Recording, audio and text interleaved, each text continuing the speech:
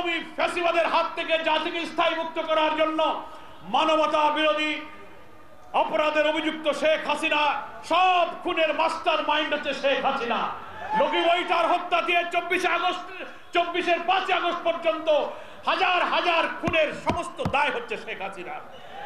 উনি পালিয়ে চলে গেছেন, কোথায় গেছেন? যেখানকার মাল সেখানেই চলে গেছে, ওখানে বসে ষড়যন্ত্র করতেছেন। কোন ষড়যন্ত্রের কাজ হবে না। মাঝে মাঝে অডিও ভিডিও ছেড়ে বলে কি যে তোমরা সব কাজ করো, দেশের লোকেরা বলে আপা আপনি আসেন, অসুবিধা নাই, বলে তোমরা অস্থির হয়েও না, আমি যে কোনো সময় ঢুকে পড়বো। কিন্তু শুনছেন না? ঢুকে পড়ে দেখেন জনগণ আপনারা কি করে।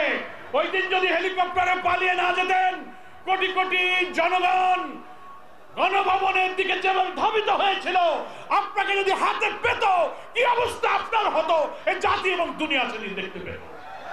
ফলে ওই ঢুকে পড়ার স্বপ্ন বাদ দেন। 226টা মামলা হয়েছে,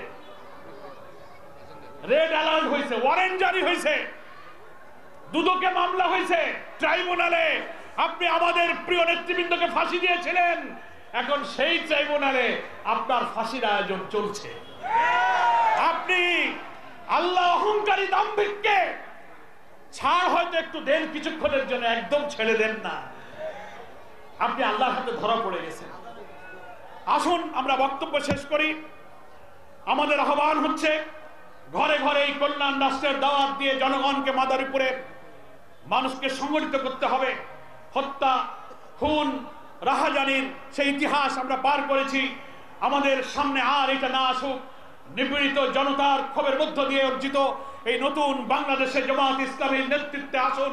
নতুন বাংলাদেশ নির্মাণের যে স্বপ্ন আমাদের শহীদদের, সেই বাংলাদেশ গঠনে আমরা জামাত ইসলামীর সাথে ঐক্যবদ্ধ হই।